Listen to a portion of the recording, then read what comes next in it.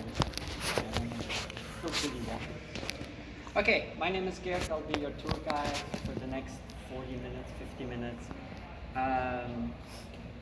It's a small group, so please do ask questions. And because it's a small group, we'll do some special stuff as well.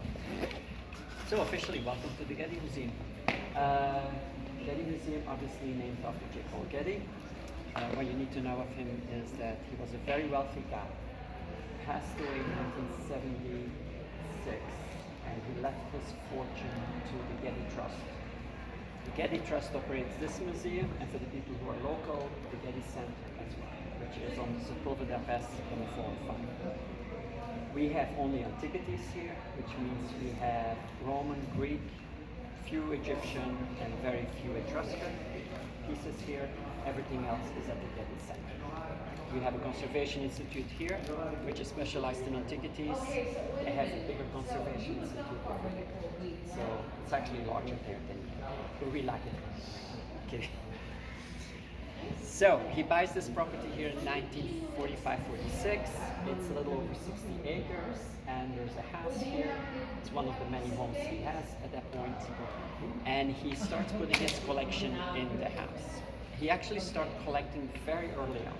He makes his first million when he's 21. And to tell you the truth, he's not very organized as far as collecting. He just kind of buys all kinds of stuff.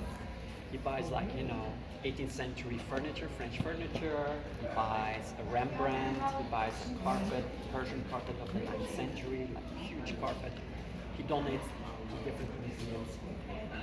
And later on, he starts a little bit more focused, or he's a little bit more focused, and antiquities is his main focus at that point.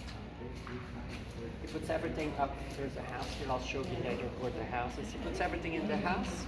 And in 1954, he opens it up to the public. 2 days a week, you could come in the afternoon and visit. He buys more stuff, he adds to the house. He buys more stuff, he adds more to the house. So towards the end of the 60s, he decides to build a museum. And he's actually very old-fashioned about it.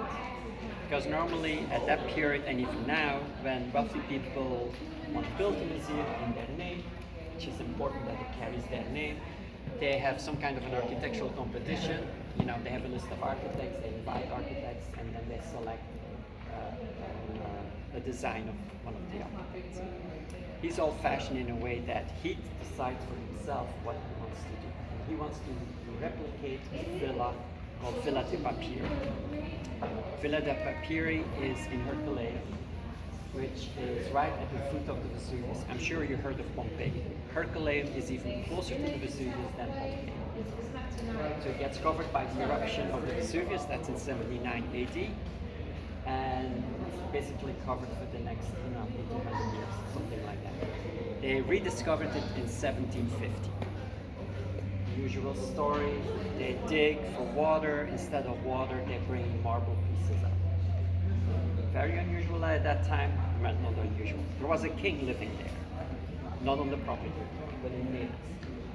And he collects antiquities, which is the thing to do, if you're wealthy in the 18th century. So he convinces the owner, and I shouldn't say convincing like this probably, he convinces the owner to give everything which is found in this excavation for his personal collection. So everything they found here, statues, sculptures, terrazzo floors, frescoes, all that stuff. It's all goes all to his museum, his collection. At a certain point, they get rid of the king, and then everything goes to the National Museum in Naples. So if you ever go to Naples and you go to that museum, everything which is ever found in this villa is there. So the collection is together, which is unusual. What's also unusual is the king hires this guy called Carl Weber, and he is a Swiss mining engineer. And it's important that he was a mining engineer. The villa is about 40 feet. Anyone in metric? No? Okay. It's about 40 feet under the ground. So what the guy does, he literally makes mine shafts going down, and then connects them with corridors, and he creates a floor plan. Totally inaccurate, to tell you the truth, because he wasn't going further deep or anything. So it's one level. He basically makes a floor plan. And that floor plan is what Mr. Getty sees on one of his travels and that floor plan gets recreated here. So this building here was based on a residence, but it's never meant to be a house. There is no kitchen in here, there's no bath, I mean the restrooms. There's no bathroom in here, there's nothing. It was always meant to be a museum. The original one is still not completely excavated and is much, much larger than one. So when they rediscovered it, they found papyrus rolls. That's why it's called Villa de Papier, of the papyrus rolls. It's about 12, 15 inches wide, rolled up. Think of it as a Torah was written on it. The majority were charcoal because of the heat of the eruption. So they literally threw away a whole bunch of them. So if you ever read literature about this, the numbers vary quite a lot. Some people say over 2,000, other people say 1,800. They don't really know. That's the bottom line. It took them a few hundred years before they were able to enroll this, because it's all charcoal that would fall apart. And when they enrolled them, they found that the majority are writings of a philosopher, not one of the big guys. They probably were disappointed by that, but he's an Epicurist. And what we do know of him is that he had a patron family called the Piso family. It's P-I-S-O. We have a lot of information of the Piso family. So because they found so many of the writings here in this villa, they thought that this villa belonged to that family. It's not 100% sure, by the way, but the majority of the people agreed to it now. So this villa is originally owned by the Piso family. Piso family, very wealthy family. You know how we talk about the 1%? This is the 1%. Very wealthy, very well connected. When we talk about Rome, we always think about the emperors, Caligula and Nero, because those are kind of, the weird ones. But Rome, for a long time, for about 250 years, was actually a small kingdom. And after the kingdom, it's a republic for like 400 years. And after the republic, it becomes an empire. Another 400 years approximately for the western side, and another 1400 years for the eastern side. During the 400 years of the republic, they had two guys in charge. Think of it as the presidents. You got elected. It's not a democracy, but you did get elected by your peers or by other wealthy families, basically. This family had that position 7 times. So you can imagine how well connected this family was, how politically astute this family was. Julius Caesar, by the way, marries into this family.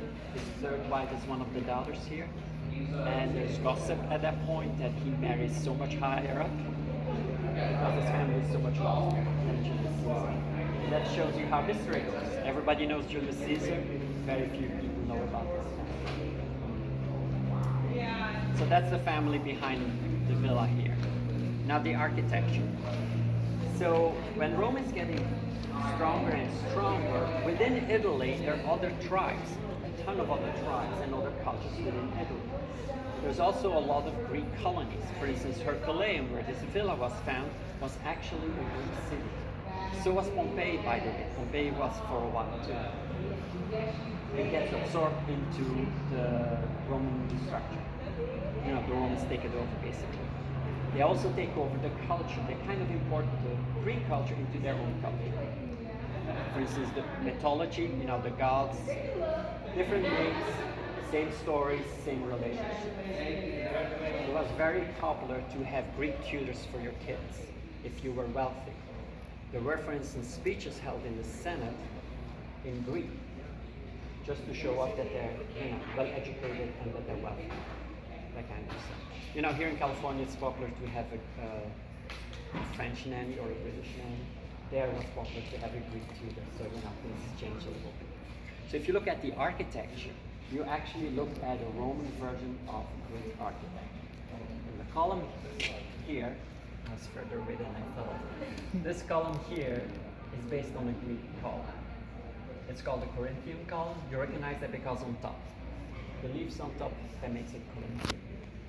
So this is a Roman version. For instance, the fluting, that's the carving in.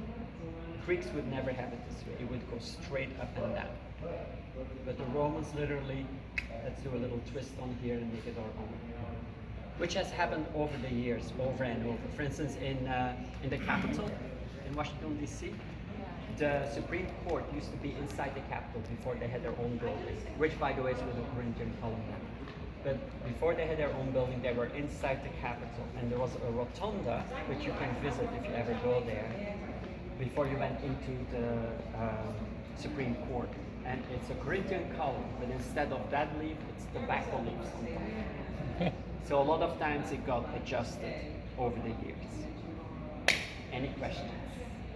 Yes. I noticed that the columns in the rotation. No, it's just decorative. It's also, it shows the symmetry, which I'll show you when you're standing up there. Yeah. We have so there's 3 styles of columns, and we have all 3 of them here, which was a normal thing to do for the Romans. Not the Greeks. The Greeks were as loose with their styles, I guess. But for instance, the Colosseum, you probably know that building, has 3 levels, and each level has a different column. So it's Doric or Ionic and Corinthian. They all have that. That was very long. Okay, let's get up. We're looking at the building for 5 minutes in the sun.